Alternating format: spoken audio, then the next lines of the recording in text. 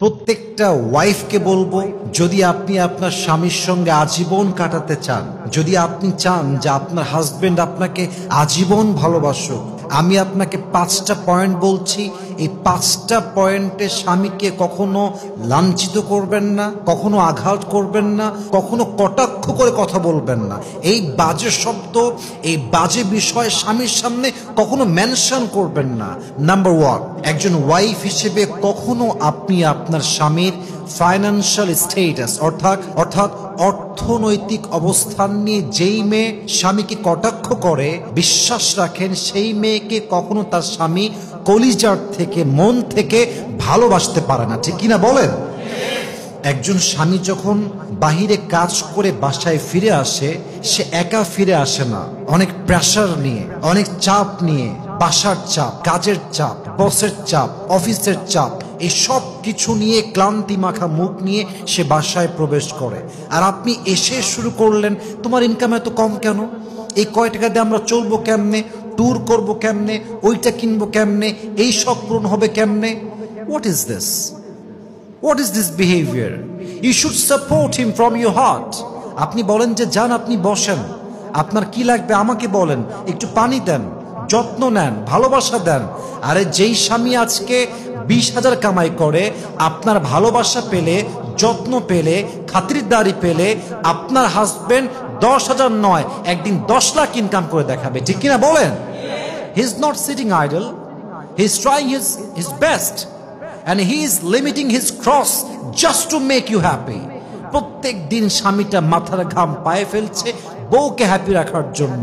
আমরা যারা জব করি, যারা চাকরি করি, বিজনেস করি, কাজ করি, আমরা আমাদের জন্য সবকিছু করি না, আমরা ওয়াইফের জন্য করি, আমরা সন্তানের জন্য করি। পুরুষ মানুষ মানুষকে নিঃস্বার্থ ভালোবাসতে পারে। ঠিক কিনা বলেন? So please, as a wife, you have to support your husband. স্বামীকে কখনো তার অর্থনৈতিক অবস্থান দিয়ে কটাক্ষ করতে যাবেন না। আল্লাহর হাবিব সাল্লাল্লাহু আলাইহি ওয়াসাল্লাম বলেছেন, যেই স্ত্রীর মুখের কথায় স্বামী অসন্তুষ্ট, আল্লাহর জান্নাত তার জন্য হারাম। নাউজুবিল্লাহ বলেন সবাই। এই জন্য প্লিজ আমার প্রিয় বোন, আমার শ্রদ্ধাভাজন মা, আমার রেসপেক্টেড সিস্টার, প্লিজ আপনার হাজবেন্ডকে কখনো অর্থনৈতিক অবস্থান নিয়ে কটাক্ষ করবেন না, বরং সাপোর্ট দিবেন। আল্লাহ প্রত্যেকটা মা বোনকে বোঝার তৌফিক দান করুক। আমরা সকলেই জবান খুলে পড়ছি আমিন। 2 নাম্বার, আপনার স্বামীকে কখনো তার অভ্যেস নিয়ে, তার ড্রেস নিয়ে, তার চলাফেরা নিয়ে তুচ্ছ তাচ্ছিল্য করে কথা বলবেন না। মনে করেন যে আপনার হাজবেন্ড ম্যাক্সিমাম টাইম লুঙ্গি পরে, মনে করেন আপনার হাজবেন্ড সবসময় হাসি খুশি থাকতে পছন্দ করে, মনে করেন আপনার হাজবেন্ড কথা বলতে গিয়ে একটু তোতলায়, কথাটা অতটা ক্রিস্টাল ক্লিয়ার না, একটু অস্পষ্ট, মনে করেন আপনার হাজবেন্ড অন্যদের মতো স্মার্টলি ইংরেজি বলতে পারে না, কিন্তু আপনি যদি আপনার হাজবেন্ডের উইকনেসকে নিয়ে মানুষের সামনে ফান করেন, তাকে ক্রিটিসাইজ করেন, এটা আপনি যতই বলেন যে আমি ফান করেছি, মজা করে বলেছি, বাট এটা হিউমিলিয়েশন হয়ে যায়, এটা অবজ্ঞা হয়ে যায়। এবং আমি একটা কথা বলছি প্রত্যেকটা মেয়েকে, এটা আপনারা কলিজায় লিখে নেবেন, একজন স্বামীকে পুরো পৃথিবীর মানুষ খারাপ বললেও স্বামী ভেঙে পড়ে না, কিন্তু একজন স্বামী ঠিক তখন ভেঙে পড়ে যখন তার বাড়ির বউ তাকে মিথ্যা অবাদ দিয়ে কথা বলে। ঠিক কিনা বলেন? পুরুষ মানুষ কখনো ভাঙে না, সহজে ভাঙে না। পুরুষের মনটা পাথরের মতো শক্ত হৃদয়, কিন্তু পুরুষ যখন দেখে আমার বাড়ির বউটা আমার বিরুদ্ধে চলে গিয়েছে, আমার বাড়ির বউ আমাকে ক্রিটিসাইজ করে কথা বলে, তখন পুরুষ তার সমস্ত শক্তি হারিয়ে ফেলে। ঠিক কিনা বলেন? এই জন্য মেহেরবানি করে, don't criticise your husband, love him as like you can love him in this way. আপনার স্বামীকে এমনভাবে ভালোবাসেন যেন সে বলতে বাধ্য হয় যে আমার বউটা আমাকে যেভাবে ভালোবেসেছে আর যেমন যত্ন করে, পৃথিবীতে এমন কোন নারী জন্মগ্রহণ করে নাই যেই নারী আমাকে আমার ওয়াইফের চাইতে বেশি যত্ন করতে পারবে। ঠিক কিনা বলেন? আপনার স্বামীকে কোনো অবস্থানে, কোনো বিষয়ে তুচ্ছ তাচ্ছিল্য করে কথা বলবেন না। আল্লাহ প্রত্যেকটা মা বোনকে বোঝার তৌফিক দান করুক। পড়েন সবাই আমিন। 3 number, respect the profession of your husband. অনেক মেয়ে বলে যে তুমি এই চাকরি করো, তুমি এই 2 টাকার ব্যবসা করো, তোমার এই সামান্য চাকরি। এই প্রফেশনকে সম্মান না করার জন্য অনেক পুরুষ ভেঙে যায়। মাথায় রাখবেন, একটা পুরুষ ব্যবসা করছে এখন, আজকে তার প্রফিট 20,000 টাকা, জাস্ট ফর অ্যান এক্সাম্পল, কিন্তু প্রফিট তো সারা জীবন 20,000 থাকবে না, তো একদিন 20 লাখে যাবে, একদিন 20 কোটি পর্যন্ত যেতে পারে কি পারে না? আপনার স্বামী গার্ড হতে পারে, আপনার স্বামী একজন দিনমজুর হতে পারে, রাখাল হতে পারে, রিক্সা চালক হতে পারে। আপনি বলবেন যে যান, আপনি যাই করেন, আপনি তো হারাম কামাই করছেন না, আপনি তো হালালে আছেন।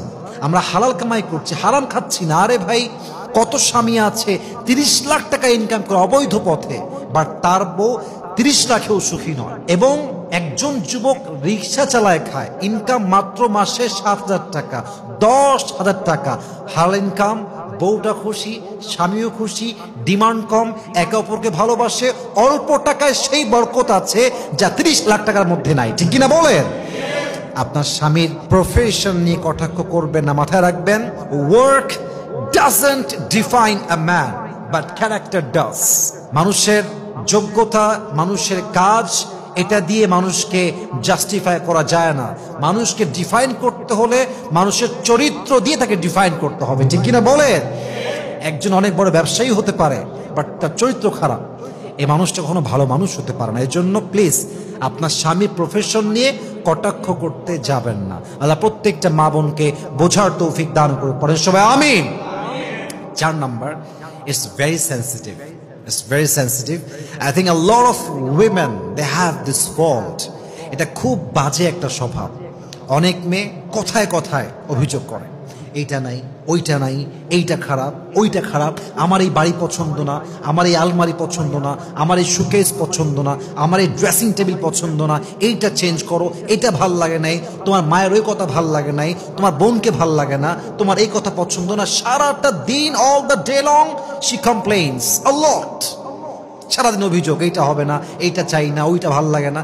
এই অভিযোগের জন্য স্বামী একটা পর্যায়ে গিয়ে একদম বিরক্ত বোধ হয়ে যায়, একদম বিরক্ত হয়ে যায়, এবং এই সম্পর্ক একদিন তালাক পর্যন্ত গড়ে যায়। ঠিক কিনা বলেন? ইভেন আপনারা আমার কথায় মাইন্ড করবেন না, অনেক মেয়ে তো স্বামীর মুখের উপর বলেই ফেলে যে তোমাকে বিয়ে করা আমার জীবনের সবচেয়ে বড় দুর্ভাগ্যের বিষয় ছিল। কেন দুর্ভাগ্যের বিষয়? খাওয়ার ঠিক নাই আমার, আমার নতুন জামা নাই, আমার এই নাই সেই নাই, এই জন্য দুর্ভাগ্যের বিষয়। তো লাইফ পার্টনার মানে কি হইল?